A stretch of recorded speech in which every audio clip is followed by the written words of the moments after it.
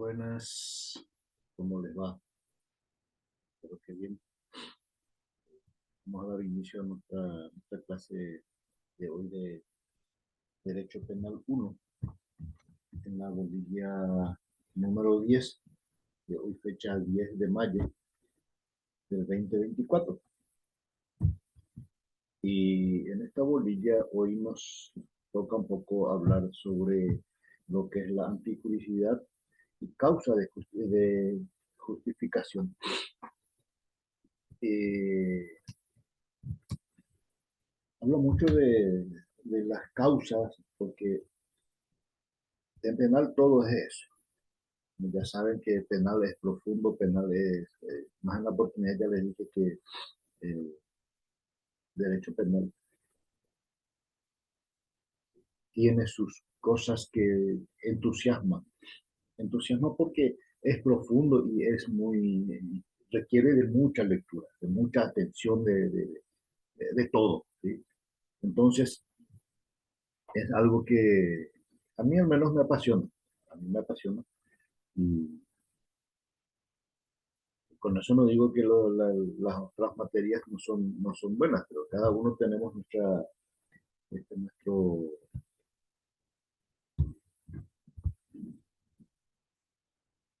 nuestra preferencia, ¿sí? Bien, entonces, en la lección 10 del día de hoy, justo coincidencia, lección 10 de fecha 10, antijuricidad y causa de justificación. Dice, ¿qué es la antijuricidad? Dice, es el desvalor de la conducta que cumple con los presupuestos del tipo legal y no tiene justificatoria. Si es que hemos cometido algo que es antijurídico, podemos decir, yo hice sin saber porque yo no sabía que eso que tiene castigo, yo no sabía que si esto hacía yo iba a ir, iba a estar demorado, que no hay. Por eso dice, la antijuricidad es el desvalor de la conducta que cumple con los presupuestos del tipo legal y no tiene justificatorio. El hecho antijurídico en sus precisiones terminológicas, según el artículo 14 de nuestro Código Penal, en su inciso 1 y en su numeral 4, todo esto yo voy leyendo todo esto así completo porque todo debemos saber. Porque en un escrito que ustedes lleguen a hacer, deben colocarlo todo esto. Según el artículo 14 del Código Penal, en su inciso 1, en el numeral 4, todo deben ir explicando de dónde sacaron esas informaciones, ¿sí? O de cuál es ese artículo, ¿sí? Por eso yo voy leyéndoles todo, así como está en el libro. Hechos antijurídicos, precisiones terminológicas según el artículo 14, en el inciso 1, numeral 4 del Código Penal, textualmente. La antijuricidad también dice, por la dogmática es considerado como lo injusto de la conducta. El derecho penal no fabrica la antijuricidad, lo que hace es seleccionar por medio de la tipicidad los comportamientos que generalmente constituyen lesiones a los bienes jurídicos sancionados con penas. Es considerado como lo injusto de la conducta. La antijuridicidad también es algo dogmático y es considerado como lo injusto de la conducta. Cuando hablamos de lo injusto de la conducta, estamos hablando de lo que habíamos hecho. Y también debemos tener en cuenta los resultados, ¿sí? El derecho penal dice no fabrica la antijuridicidad. El derecho penal no fabrica. Ninguna ley fabrica esto. Somos nosotros, los hombres, los que hacemos la antijuridicidad o cometemos la antijuridicidad. Lo que hace es, la justicia dice, lo que hace es seleccionar por medio de la tipicidad. Cuando hablamos de tipicidad, estamos hablando de cómo se cometió. qué tipo de crimen, de qué tipo de delito se comete. Por eso habla de tipicidad. Los comportamientos que generalmente constituyen lesiones a los bienes jurídicos sancionados con penas. La antijuridicidad formal y la antijuridicidad material. La antijuridicidad formal se da cuando la conducta es contraria al ordenamiento jurídico y la antijuridicidad material se da en la lesión que produce la conducta al bien jurídico, el jurídico protegido, ¿sí? por la norma que proporciona los parámetros para hacer una valoración del hecho. Perdón.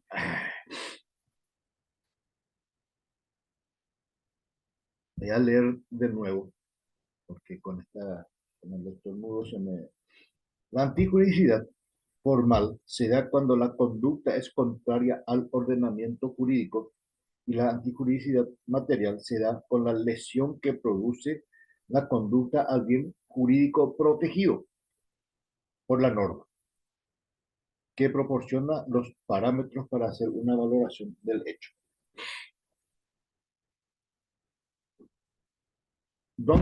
¿Sobre qué se cometió la antijuridicidad? Por eso dice, antijuridicidad material se da en la ocasión que produce la conducta al bien jurídico protegido por las normas o por la norma. Y es de donde proviene un poco la valoración, como dice acá, que generalmente constituye lesiones de los bienes jurídicos sancionándolos con pena.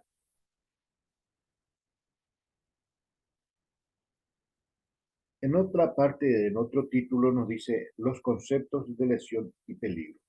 ¿Qué es lesión y qué es peligro? Dice, lesión es un concepto normativo de un hecho de destrucción, daño y ofensa al bien jurídico propio o ajeno.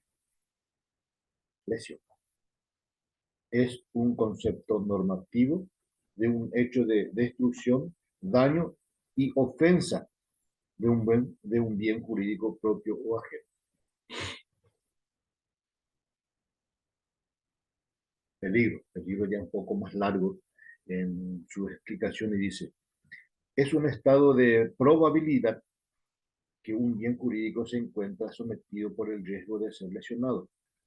Al juzgar el estado de peligrosidad se deben tener en cuenta varios aspectos. Primero, la razón de ser de peligro y tener conocimiento sobre la norma que sanciona y describe a dicha acción de peligro y protege al bien jurídico. Esto se llama conocimiento lógico. Entonces, acá tenemos que dice, el peligro, vamos, vamos a volver un poco otra vez.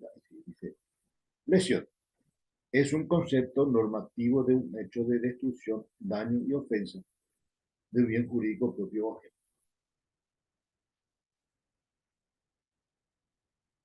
Lo que vos pudiste haber hecho a otra persona o por algo tuyo mismo. Por eso dice propio o ajeno. Peligro es un estado de probabilidad que un bien jurídico se encuentra sometido por el riesgo de ser lesionado. Al juzgar el estado de peligrosidad, se deben tener en cuenta varios aspectos. Primero, la razón de ser de peligro y tener conocimiento sobre la norma que sanciona y describe a dicha acción de peligro y protege el bien jurídico. Esto se llama conocimiento lógico.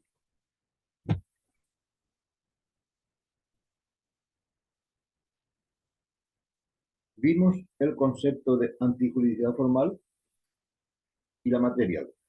Vimos el concepto de lesión y de peligro. Y ahora vamos a ver un poco lo que dice desvalor de acción y el desvalor de resultado. Recordemos que a cada acción eh, hay una reacción. Y eso ya lo dijo Newton. A cada acción, una reacción. Y dice, el desvalor de acción y el desvalor de resultado. El valor de desvalor del resultado es la puesta en peligro o lesión del bien. Y el desvalor de la acción es la acción desaprobada por el ordenamiento jurídico. Pero no toda lesión o puesta en peligro del bien jurídico es antijurídica. El desvalor de la conducta supone siempre un valor o desvalor del resultado.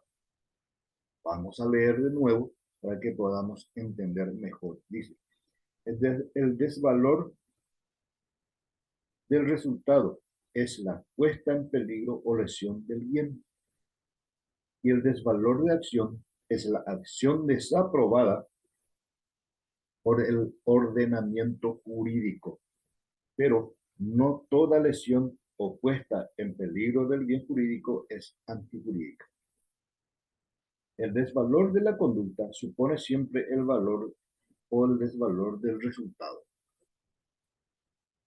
Y hay veces que, como dice acá, que no todas, pero no toda lesión o puesta en peligro del bien jurídico es antijurídica.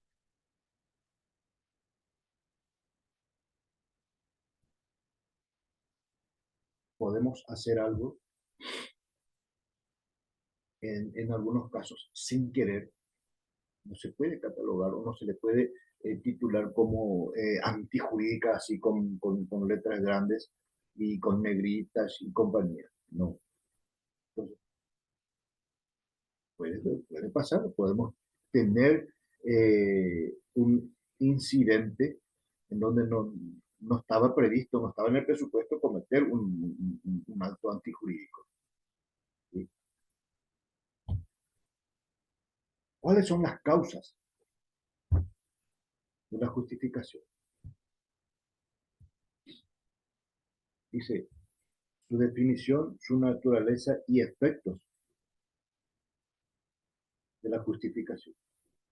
Y dice en su definición, es un hecho antijurídico puede volverse jurídico por la existencia de una causa de justificación, eximiéndolo de la comprobación de la culpabilidad del autor, si no hubo extralimitación o hubo exceso en la justificación. Yo pude haber reaccionado sobre algo que pudieron haberme hecho a mí.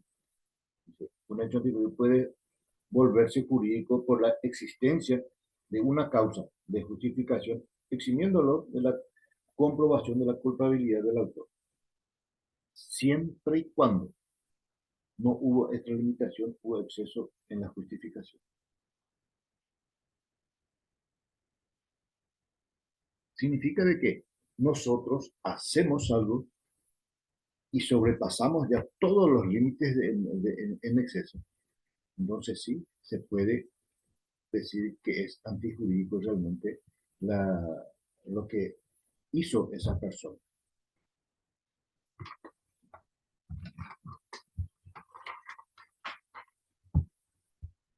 Su naturaleza.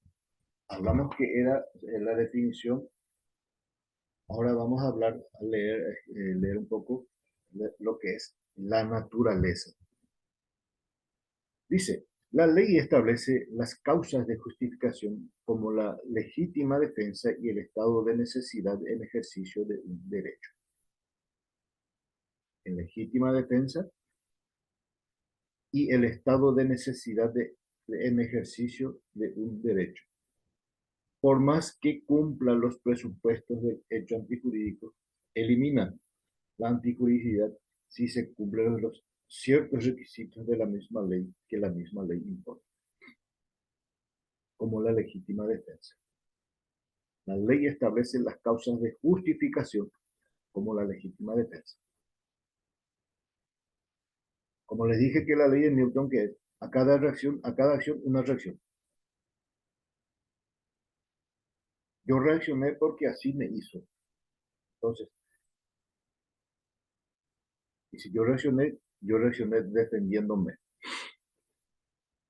Excepto que esa persona me vino con los puños cerrados y me pegó y yo saqué un arma de fuego o un arma blanca, ahí ya no hay de legítima defensa. O sea, otro problema. Legítima defensa es como eh, defendiéndome de la misma forma en que me estaba agrediendo. ¿Sí?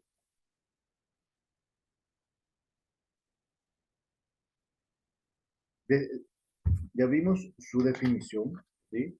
Su definición, su naturaleza, y ahora por último tenemos, porque el número 3, tenemos sus efectos. Uno dice, excluyen la necesidad de defensa.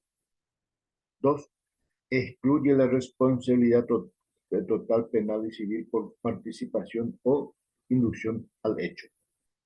Tres, exclusión de la responsabilidad total penal y civil de la realización del hecho.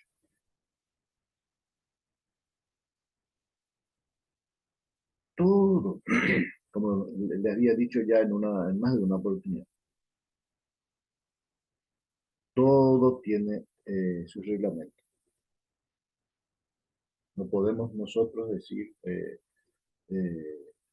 yo no sabía, yo no conozco la ley. Todos tenemos esa obligación de conocer las leyes.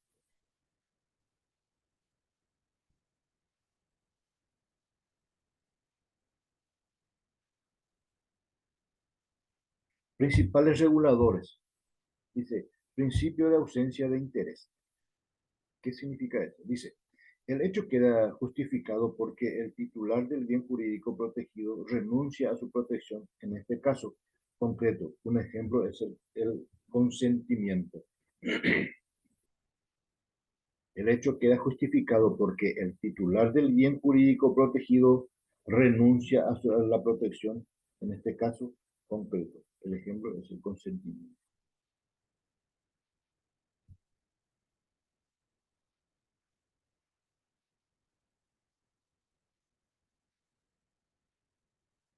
El principio de interés preponderante se da en el caso del estado de necesidad porque se produce una lesión para salvar a otro bien jurídico más importante.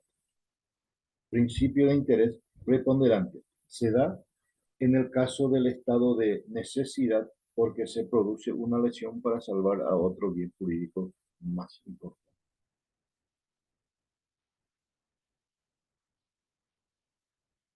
Todos los bienes que tenemos son bienes jurídicos y bienes jurídicos importantes. Pero hay uno que es mucho más importante, un bien jurídico, que es la vida.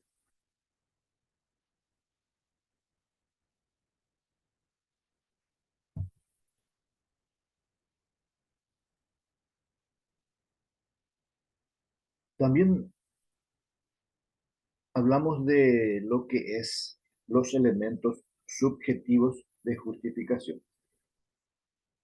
Dice, no solo alcanza para la justificación que el autor alcance lícitamente el objetivo, sino que también cumpla con su aspecto subjetivo de conocer y tener la voluntad de realizar un hecho de defensa o causa de justificación dentro de los límites legales. No solo alcanza para la justificación que el autor alcance lícitamente el objetivo, sino que también cumpla con su aspecto subjetivo de conocer y tener voluntad de realizar un hecho de defensa o causa de justificación dentro de los límites legales.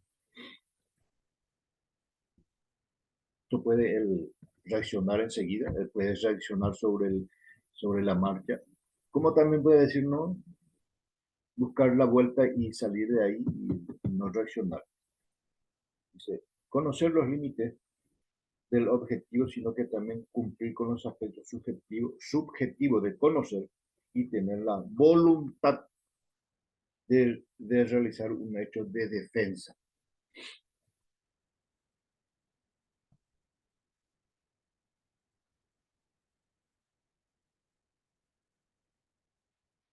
Esto también tienen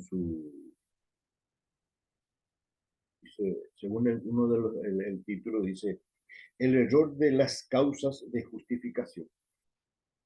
Es considerado error de las causas de justificación el exceso en las causas de justificación, como lo describe el artículo 24 del Código Penal. En estos casos puede haber un eximente o un atenuante en la pena. Y más abajo vamos a leer lo que dice el artículo 24 del Código Penal. Justificación incompleta y atenuante de la pena, según el artículo 24 del Código Penal. Y dice, exceso por confusión o terror. El que realizara un hecho antijurídico excediéndose por confusión o terror en los límites de la defensa, de legítima defensa, o de un estado de necesidad justificante, será eximido de pena. ¿Qué significa eso? Esa persona se asustó por lo que estaba pasando y reaccionó en consecuencia defendiéndose.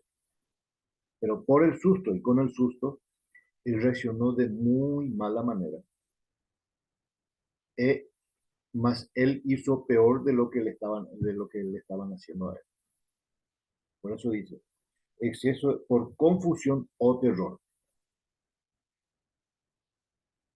El que realizara un hecho antijurídico excediéndose por confusión o terror en los límites de la legítima defensa.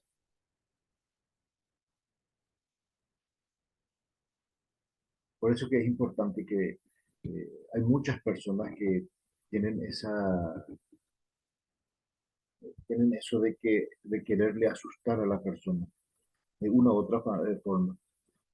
Y a veces nos olvidamos de que tal vez esa persona tenga miedo a eso, terror a eso, pánico a eso. Y son esas personas que a veces reaccionan de esta forma, así como nos está describiendo el artículo 24 del Código Penal, donde dice que por error o por terror, confusión o terror, el que realiza un acto jurídico se excediera en su defensa.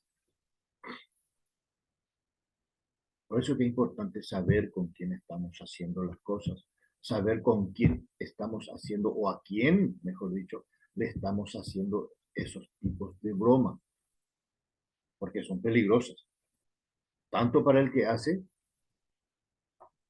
y para a quien se lo hace. Dice, la antijuricidad es una categoría del delito que pueden admitir diversas valoraciones desde el punto de vista de su gravedad. Para la causa de justificación no admiten graduaciones o es completa porque el hecho se vuelve jurídico o es una cosa de exceso de causa de justificación. En el caso del exceso de causa de justificación, pero en el caso del exceso se puede dar, dice, como atenuante debido a la gravedad del hecho cometido. Pero si no hubo exceso ni justificación completa, merece la pena, pero con atenuante dependiendo de la argumentación de la acción cometida. Por eso les dije que es importante que sepamos hacer bromas y bromas y saber a quién hacer.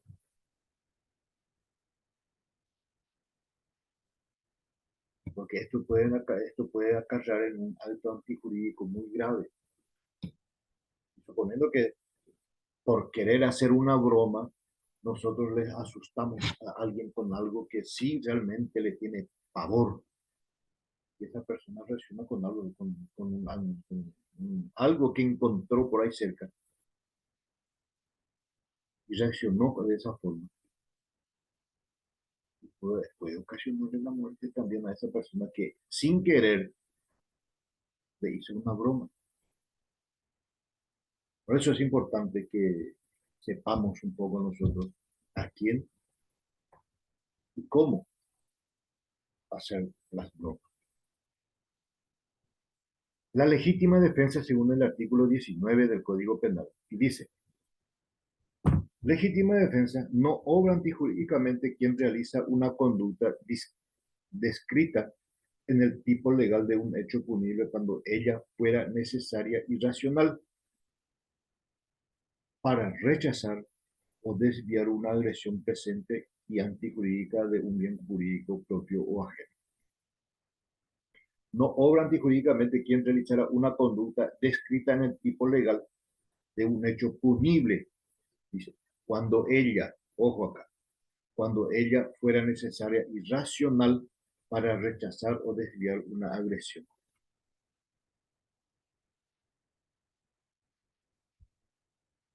Que alguien quiera venir a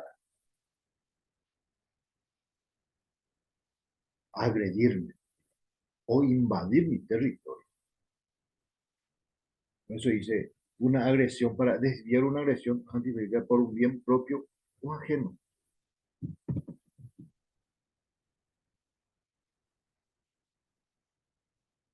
No está mal reaccionar, pero hay veces que debemos saber para reaccionar. Estos, en esta legítima defensa, tiene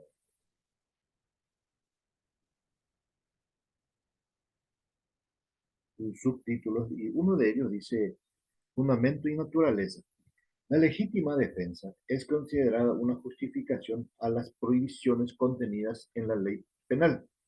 El que mata en legítima defensa cometió un homicidio, pero justifica su acto antijurídico con la legítima defensa volviéndose un acto jurídico y por lo tanto no es sujeto de pena. Es lo que les dije. En legítima defensa reaccionó, reaccionó porque el instinto del ser humano es la reacción, con la diferencia de que muchos reaccionan de distintas maneras. Como les dije recién, pudo haberle matado a esa persona que hizo algo con él o contra él. Pero su idea no era matarle, pero sucedió. Por eso dice, el que mata en legítima defensa cometió un homicidio, pero justifica su acto antijurídico en la legítima defensa volviéndose un acto jurídico. Y por lo tanto no es sujeto de pena.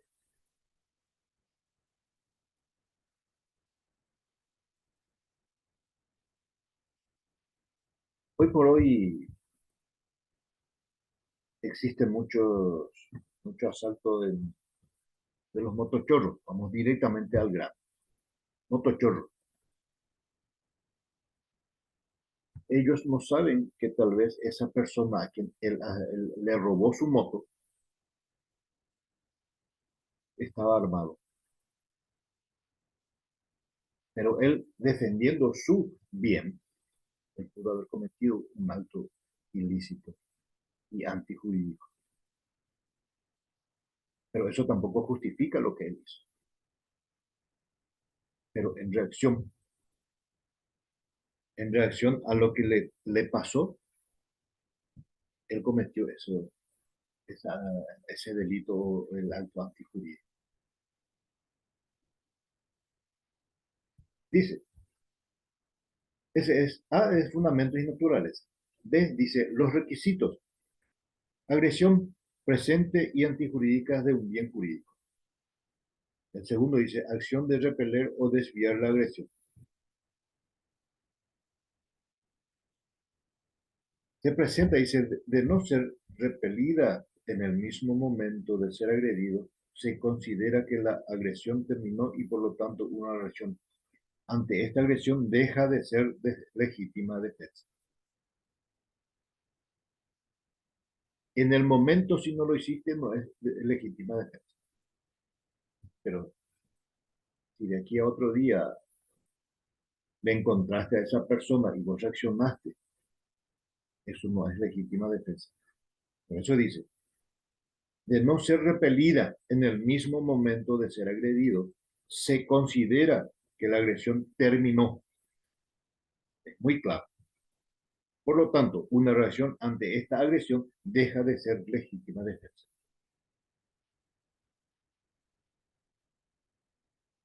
Estabas llegando a tu casa, te agredieron, fuiste, trajiste tu arma,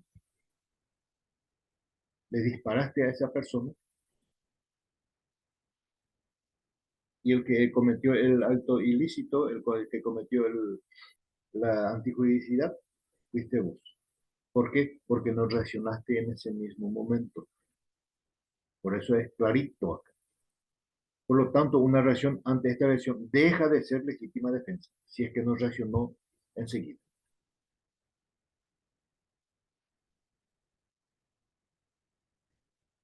Acción necesaria. Se refiere a la acción del agredido que no habiendo otros medios más que resolver la agresión para repelerla, tiene que optar por una menor gravosa, sino la situación sería injustificada y por lo tanto no habría legítima defensa. Cabe recordar que en el caso de que exista la posibilidad de intervención o de recurrir a la autoridad policial y evitar así la acción, esta opción descarta de todos los casos la necesidad de la defensa. La protección estatal precede a la privada. La determinación de la necesidad o de la defensa se realiza sobre la base de objetivos de valoración, teniendo en cuenta cómo actuaría normalmente un hombre promedio en una situación del agredido. A la acción del agredido que no habiendo otros medios más que resolver la agresión para repelerla, tiene que optar por lo menos gravosa. Si no reaccionaste y no querés reaccionar, entonces para eso están las autoridades y policiales. Primeramente, la acción racional se da cuando el agredido devuelve a su agresor la agresión en forma proporcional o menor a la recibida por parte del agresor. Dentro de la acción racional se debe tener en cuenta que el sujeto agredido debe ser consciente de la situación de emergencia que se encuentra. De no ser así, el hecho es punible. De la misma forma, por eso que si es que por ahí le llegase a pasar lo más grave, ahí ya tiene otra tipicidad. Entonces, se da cuando el agredido devuelve a su agresor la agresión en forma proporcional o menor a la recibida por parte del agresor. Dentro de la acción racional se debe tener en cuenta que el sujeto agredido debe ser consciente de la situación de emergencia en que se encuentra.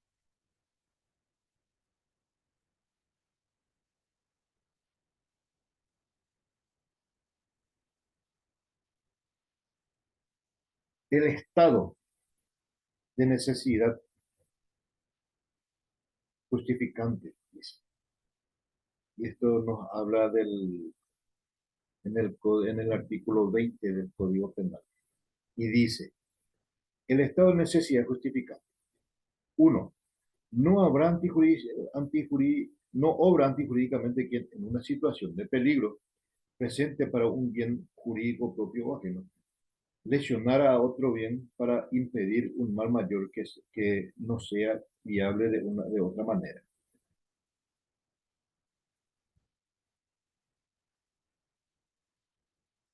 No obra antijurídicamente quien en una situación de peligro presente para un bien jurídico propio o ajeno, lesionara otro bien para impedir un mal mayor que no sea evitable de otra manera. La ley, en todo sentido,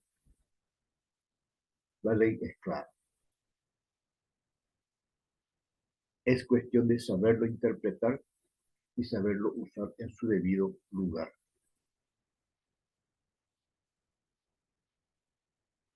Si nosotros estamos viendo que algo está mal y tenemos que hacer esto para evitar un mal peor, dice, cuídense.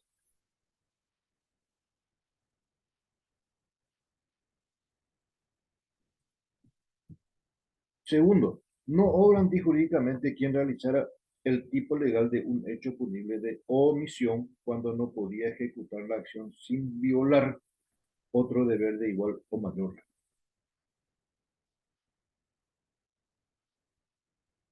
Si yo reaccioné para evitar un acto peor, entonces yo no estoy, eh, como dice acá, no obra antijurídicamente quien realizara el tipo legal de un hecho punible por omisión cuando no podía ejecutar la acción sin violar otro deber de igual o mayor. Por eso les dije y, que la ley es muy bien clara. Es cuestión de saberlo interpretar.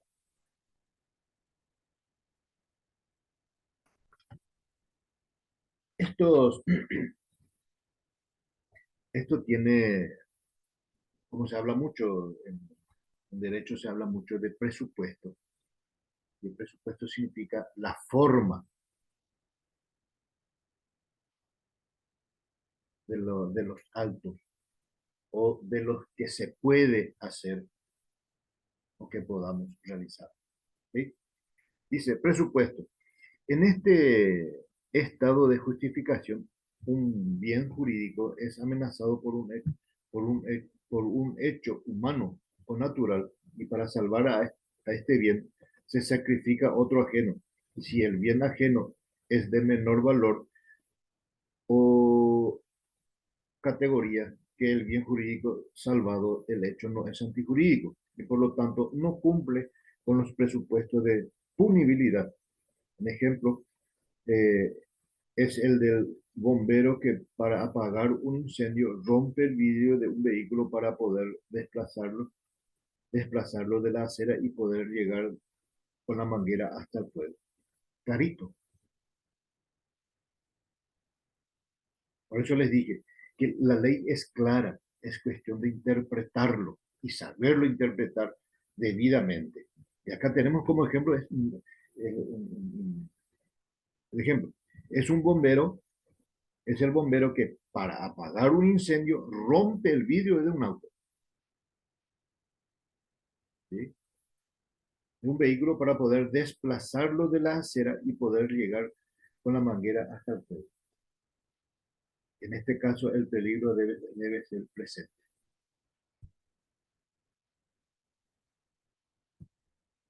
Se debe evaluar claramente el peligro al bien jurídico protegido y la lesión que conlleva la defensa al otro bien jurídico. Debe haber una relación entre un mal causado y el mal que se debe evitar. En el caso del incendio, se evalúa primero la vida de las personas sobre cualquier bien material como el bien de inmueble o de los muebles.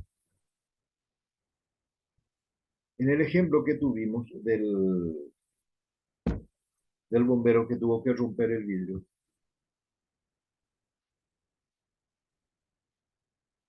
si hay algo, un bien jurídico protegido, un niño o algo, o alguien que quede atrapado dentro de un vehículo y no pueda salir, entonces la solución es romper el vidrio. Y no se puede abrir las puertas, bueno, entonces se rompe lo que se tiene que romper y sacarle a esa persona que es un bien jurídico protegido. Por eso dice, el que causara un daño de menor valor por algo que, es que cuesta mucho más. Y romper un vidrio cuesta mucho menos que una vida de un ser humano. Por lo tanto, ese bombero que actuó de esa forma no actuó antijurídicamente. Nadie puede decirle, el dueño de ese vehículo no puede decirle, demandarle a ese bombero le, por haber roto el vidrio de su auto. Los requisitos para esto dice, el bien jurídico protegido y uno agredido se ponen frente a frente. El bien jurídico protegido es amenazado por un peligro presente. La defensa del bien protegido se lleva a la lesión del otro bien.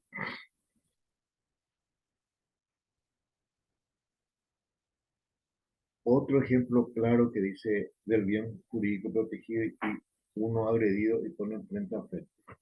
De los tres títulos que leímos, que le acabo de leer, tenemos, dice, otro ejemplo de este caso es la muerte indirecta por estado de necesidad en el parto.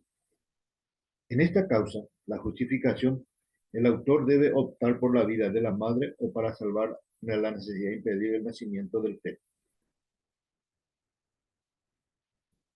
En esta causa de justificación, los bienes jurídicos son de igual valor, la vida de ambos, pero la vida de la madre es comprendida para el Código Penal como primordial, ya que si el médico opta por salvar a la madre, no es un acto antijurídico, pero sí opta por salvar al hijo, su conducta sería antijurídica, pero no reprochable.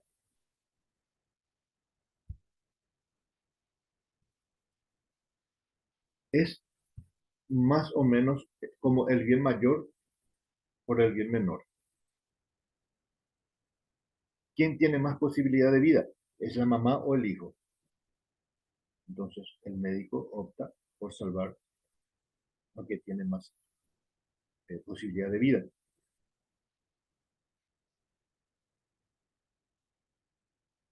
Opta por salvar a la madre no es un acto antijurídico, pero si opta por salvar al hijo, su conducta sería antijurídica, pero no reprochable.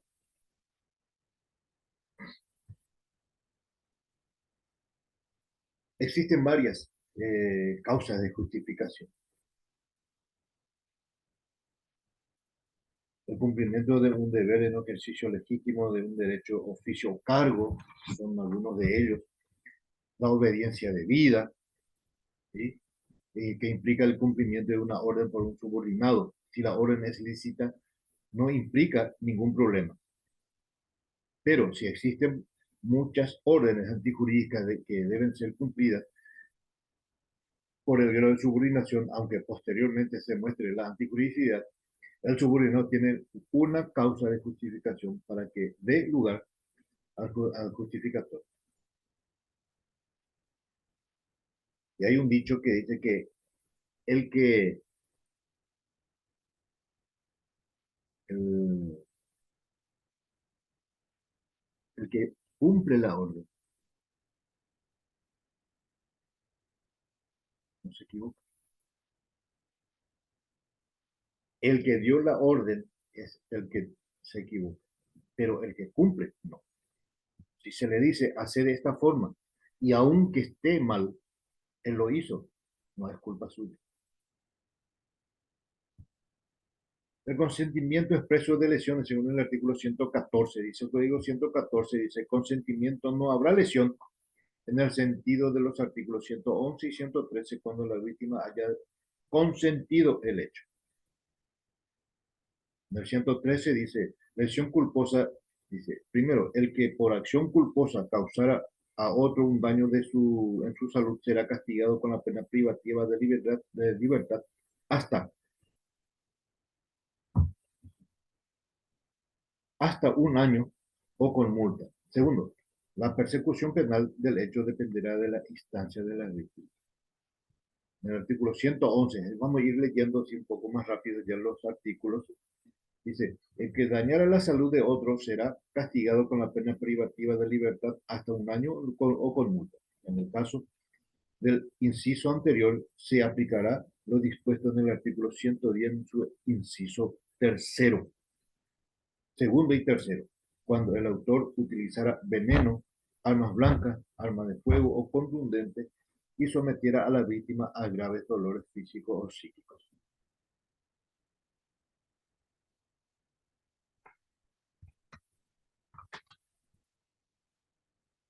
Y así vamos a ir hablando un poco de los artículos, porque como les dije, es el derecho, el penal, lo penal es largo y da gusto, entusiasma. ¿Por qué? Porque explica muy bien todo lo que nosotros necesitamos saber. En el artículo 106 del Código Penal dice, homicidio motivado por súplica de la víctima, el que matara a otro que se hallase gravemente enfermo o herido obedeciendo a súplicas serias, reiteradas e insistentes de la víctima, será castigado con una pena de libertad de hasta 3 años. Aunque haya sido pedido de tu hermano, tu tío, tu primo, pariente, vecino, alguien que ya no quería sufrir y cometiste eso, estás castigado. Aunque hayas hecho para evitar más dolor. Pero se cometió esa falta. Según el artículo 35 del Código Penal, dice, declaraciones legislativas de los miembros de la Convención Nacional Constituyente no serán responsables por los votos. Esto ya es hablando un poco de lo que es artículo 36 dice, informaciones legislativas quedarán exentos de toda responsabilidad penal quienes informen verazmente sobre las sesiones públicas de los organismos. Y así esto ya forman parte de lo que es, forman parte del Estado. Pero sí, en la parte penal que estábamos leyendo con anterioridad, entran a tallar mucho lo que es el significado de la persona común, como nosotros, que no estamos dentro de lo que es la legislación.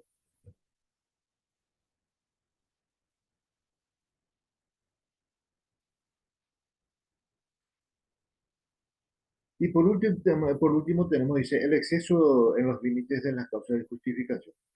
Son los casos en que la persona excede los límites de la limitación de defensa o el estado de necesidad, eximiendo la culpa del autor que realizara este exceso por dominio de confusión, temor o estado de ánimo que impidan a la persona actuar serenamente ante una situación. No quita la reprochabilidad, dice, pero excluye la punibilidad de la conducta. El famoso, la famosa frase que se usa mucho, está bien, pero más o menos encaja perfectamente en esta parte. No quita la reprochabilidad, pero excluye la punibilidad de la conducta. Cometió, pero eso no significa de que él queda exento aún así. Debe tener su sanción. Leve, pero debe tener. Y por último, dice en el artículo 24 del Código Penal, ya para esto para finalizar de nuestra lección número 10 del día de hoy, dice en el artículo 24, exceso por confusión o terror. El que realizara un hecho antijurídico excediéndose por confusión o terror en los límites de la legítima defensa o de un estado de necesidad justificante será eximido de pena. Como que ya habíamos leído anteriormente que en otro artículo, no hagamos algo que pueda suceder o que pueda acontecer algo peor. Repito, como el asustarle a una persona, sabiendo o teniendo conocimiento, o tal vez no sabemos de que esa persona le tiene pavor a lo que estás haciendo. Y reaccionó mal, y te causa el daño, le causa daño a la persona que quiso hacer una broma. Entonces, evitar eso. Y esperando que en esta parte de nuestra bolilla 10 del código, ahora que hablamos mucho del código penal, sea beneficioso para ustedes y que el día en que se lo que pongan en práctica, recuerden que todos los artículos deben estar en todos sus escritos deben estar debidamente detallados. Que tengan ustedes muy buen día.